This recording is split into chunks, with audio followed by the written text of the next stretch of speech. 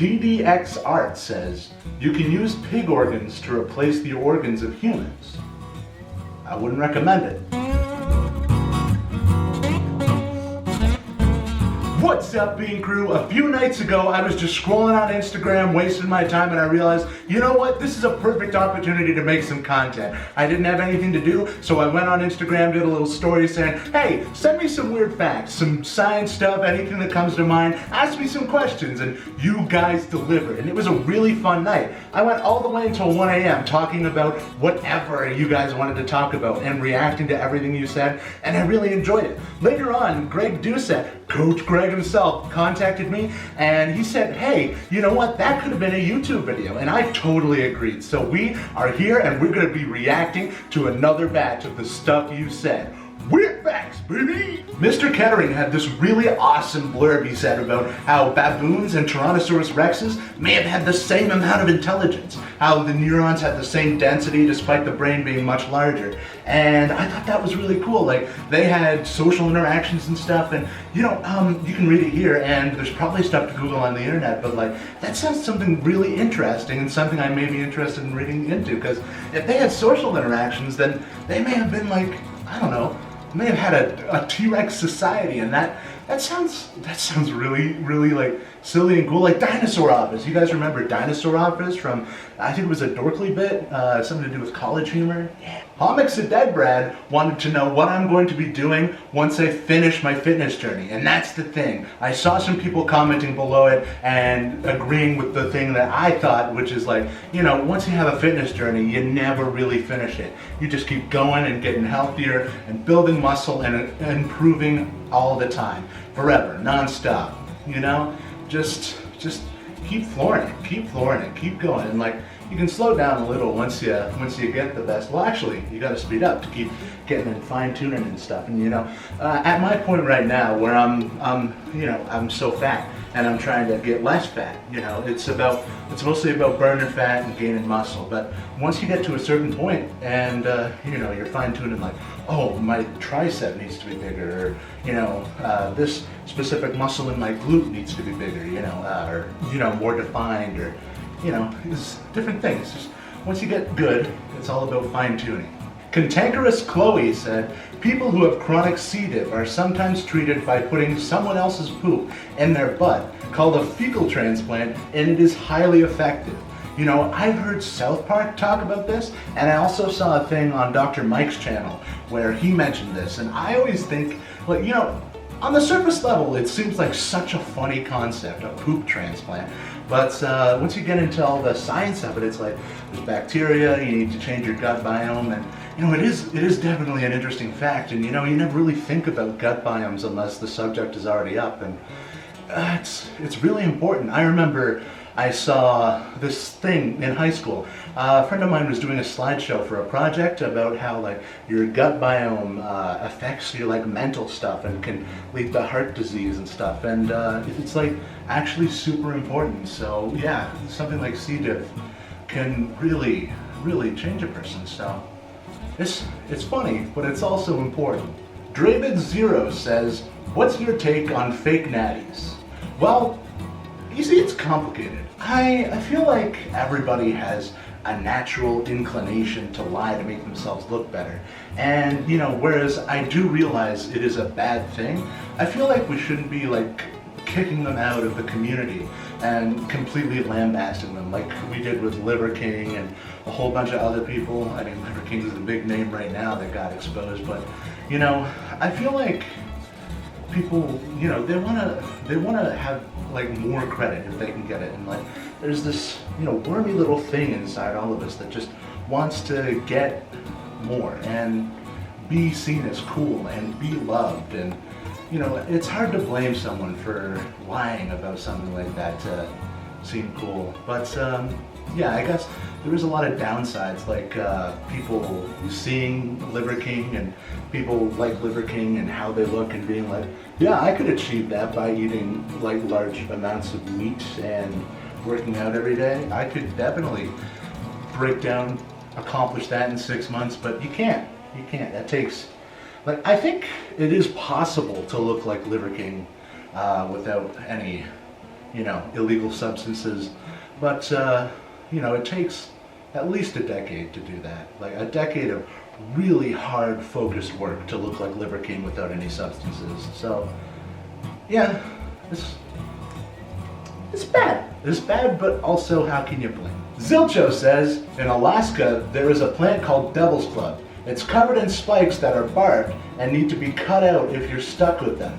The plant is filled with milky sap that can be paralytic when consumed raw. However, if prepared, it is excellent numbing agent and has many medicinal properties, including teas that /steam to promote good lungs to treat asthma. All right, yeah, I think there's a lot of really good stuff in North America that just grows out in nature. Like the indigenous people around here, they knew about stuff like that. They knew which funguses to use, which leaves to brew as tea, and what different things around here could help a human being survive. And I think that's an art that's been lost over the years. I feel like if you look back at old Germanic lore from like 1600s, 1500s, you see that they were using mushroom stew and like brewing teas and stuff that really helped them and aided in survival. And as time went on and we've started to use lab-generated chemicals to do every single thing, I think we've lost the art of gathering stuff from nature. And I feel like if you can get the same stuff from nature that you can get from a lab, then it's infinitely better to do stuff that comes from nature, because your body doesn't have to figure out how to process something new. It knows from your genetic code how to consume that and how to incorporate it. And a lot of stuff from nature will kill you, but I feel like it just meshes better, It just meshes better with your body. I know I feel better when I don't have a whole bunch of chemicals in my body. I eat a bag of Cheetos and I'm like, whoa. But I eat a whole thing of pineapple and I'm like, hey. All right, this one's really funny and really interesting. Crab Tub says, it's possible to brew alcohol from a diabetic's pee. And then I commented underneath, trying it. I'm not gonna try it, but it's really funny. I mean, first of all, why would you think to do that? Second of all, maybe it's a science fact. Maybe it's just something that a scientist was looking at the chemistry of a diabetic's pee and he was like, hey, yeah, I bet you could do that. And it makes sense because the fermenting process for creating alcohol requires a lot of sugar. So there's bound to be a bunch of sugar in a diabetic's pee. So it makes total sense, totally believable, and it's just funny. It's funny. Why would you ever though? I guess like prison wine. Do that with prison wine. But people accomplish prison wine with just mashed grapes and stuff, so I don't know. Louise G. Drip 395 wanted to know, what is my favorite scary movie? Well, I commented right away that it was Paranormal Activity, tie between the entire series, but the more and more I think about it, the more I just love a whole bunch of different horror movies. There was a time in my life where I was watching horror movies every single day. I just love horror movies, but Paranormal Activity I feel like just has the most nostalgia factor. I grew up going to this campground every summer where I had the awesomest, coolest friends ever, and we would get together at one of our friends' trailer. He had all the Paranormal Activity movies on DVD, and we would just watch them over and over and over again. Not like multiple times a summer, but like once, twice a summer. And yeah, that was always really fun. We'd just be hanging out in this trailer and sitting on the couch together, laughing at the movie, enjoying the movie, and that. I remember every time I would walk home, it would be the dead of night, pitch black, we're in the middle of the woods. Well, not like deep in the middle of the woods, well, it was pretty deep in the middle of the woods, but I would just be walking home by myself and I'd be like, oh, the thing is real, it's right here. I was 14, 15, 16. Oh man, good times, definitely good times, nostalgia. I also like the Saw movies. We used to watch the Saw movies, and we watched Nightmare on Elm Street a few times. That's good. But my favorite modern horror movie is probably Scare Package. They just came out with Scare Package 2. I was gonna watch that in a little bit, and I'm really excited. Dixt Curve says, in Roman times, toilet paper didn't exist, and so they used what looked like a sponge on a stick. What's cool is that people used to use public toilet and so shared those devices. Sickening. Absolutely sickening. You're gonna share toilet sponges? Did they have like a thing of water to rinse it off, or would they? Oh, that's sinister. That's gross. I suppose different times, different cultures, you know? Oh. Wagon 5288 says, water makes different sounds based on its temperature. And honestly, I feel like I've noticed that. I'm a big water guy. I pay attention to water fixtures and all sorts of stuff. And every time I see cold water, I feel like it makes a higher pitched, more like sound. And like when it's lower, warmer, you know, it makes a lower, like sort of. And yeah, but you notice it. Like it's one of those, like Jeffrey. I told Jeffrey this fact when I saw it first commented, and he said, yeah, I feel like I've definitely noticed it. So yeah, it's definitely, totally, probably a real fact. So that's really cool. Zach Hacker wanted to know, what's your top 5 favorite albums / or favorite artists of all time? Keep up the great work, brother. Grammatically terrible, but great question. Yeah, I would have to say, I don't really have favorite albums. If I had to say an album of all time that's my favorite, is Ariana Grande's Positions. I just really, really vibe with that, but for the most part, my favorite musicians gotta be Ariana Grande. I don't know, because I really only listen to like 1 or 2 songs from every artist. I've always been a fan of Shania Twain since I was a kid. Dolly Parton's great, love 9 to 5. Bruno Mars, he's great.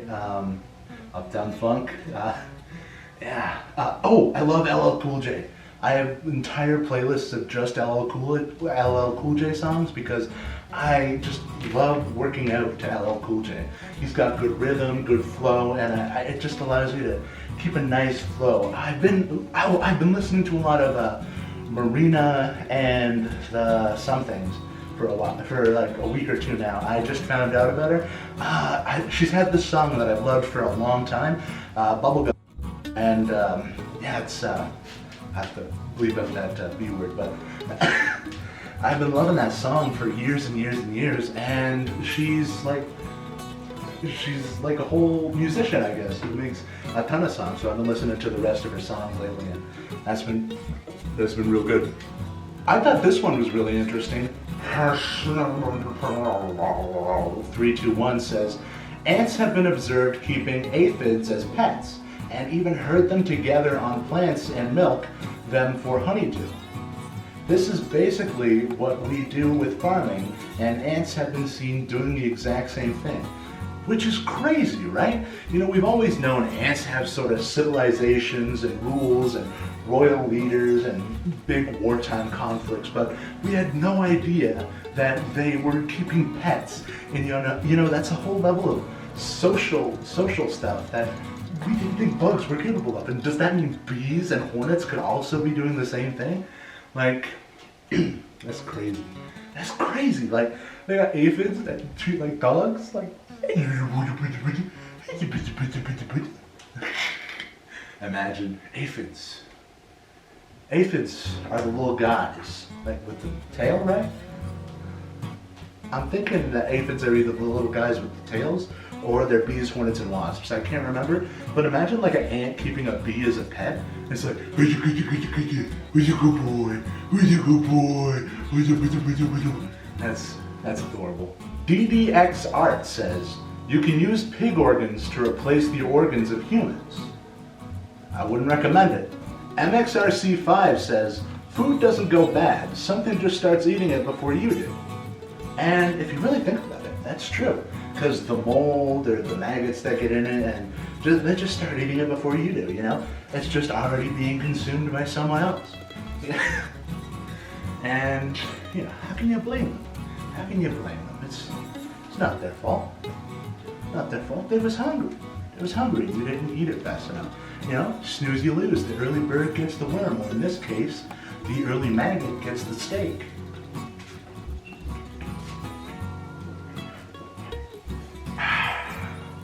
Gotta stay hydrated. USS Scholar says, mantis shrimp, along with having 16 photoreceptors compared to humans 3, can see into ultraviolet spectrum, Since UV light has a higher frequency than visible light, the former is harder to absorb than the latter, meaning that UV light can penetrate objects that visible light can't. Therefore, since mantis shrimp are able to detect this powerful light, they may be able to see through objects that we can't. Mantis shrimp might have X-ray vision. And that is so lit. I love fish facts, I love animal facts, I love the water, and the fact that mantis shrimp might have X-ray vision is sick. I knew they could see ultraviolet light. There was a thing I saw a while ago on the Discovery Channel about it, and I really thought that was cool, but I didn't know they had straight up X-ray vision. That's sick, that's tight, it's absolutely cool. Here's one who anyone who follows Hank Green will know. Casarius KWC says, the reason we associate cats with witches is because centuries ago, when disease used to kill people regularly, women tended to die less because they were more likely to own cats. Cats that caught animals that spread disease, such as rats in the home. So women who survived when epidemics occurred were thought to be witches, and cats were a key part of that image. Yeah, I've heard that for a long time. Like, people have been talking about that on TikTok, and Hank Green spoke about it, and I really thought that was really interesting, cool fact. Like, it's a coincidence that led to a whole bunch of like cats being considered, familiars, and then women being considered witches. That's really cool. That's fun. That's a fun fact. Also, deeply tragic. Because think about how many cats and women got killed because of that. But also kind of funny. James Shoemaker says, yams and potatoes aren't related at all. Yeah, but they're both full of carbs and sugar and, pretty high in calories, so, they're both like equally unhealthy and they have similar vibes. You don't want to eat a whole bunch of either, so play it by ear. They're unrelated, but it's like when two people who aren't twins look the same. Doppelgangers, that's it. They're unhealthy doppelgangers. Like when two alcoholics look exactly alike. Drunkelgangers. Knox Knox asks, what are some of your favorite hobbies? Well, a lot. I don't know. I have a lot of different hobbies. I'm learning to play harmonica, I'm learning to speak French, learning to speak German. I'm a big language guy. I like to look up etymology facts, just find out what the origin of words was. I've been learning sign language lately. That's been fun. Time, subject, object, verb, and I'm really into movies, and I've been doing this series on TikTok lately called The Things That Are True Geography Edition. A lot of you are probably familiar with my series, The Things That Are True, but I've got 3 episodes out of Geography Edition, and I've got one in the works right now. This one's on Southeast Asia, and it's got some really cool facts about, the Philippines, Laos, Thailand. Yes, it's great. So check that out if you want to. Now, if I could leave you guys with anything, it would be a recommendation to buy these 2 things. This Sour Candy Pre-Workout and GO2 Max. I feel like I've had the best experience with these 2 products out of anything on the HTLT Subs website. This stuff, it's got caffeine in it and beta-alanine, and I've really just been loving it. Every morning I take it before a workout, and having some of the best workouts I've had in a while. And I've also been getting into GO2 Max. That's been just about the past week that I've been doing that. And it really works. Like a lot of stuff, like supplements along these lines, they seem like, hey, maybe it works, maybe it doesn't. But this, I've been trying it, and it is actually doing everything it says it does. And what it does, it promotes the spread of oxygen throughout your body, so that you can keep going and doing cardio, doing fast motions, a bunch of squats, a bunch of jumping jacks, running on the elliptical like I do, and it allows you to go harder and go longer. And I've been finding it helps with even just everyday life stuff, when I'm walking around doing housework, doing stuff that, needs done, carrying furniture and whatnot. I don't get tired as easy, and it's been really great to have. So go to hdltsubs.com and enter code Brentley. And you can get yourself 10% off, and that helps me out, that helps you out, because you're going to be getting this cool stuff. And yeah, it's real great. Link down in the description. Baby.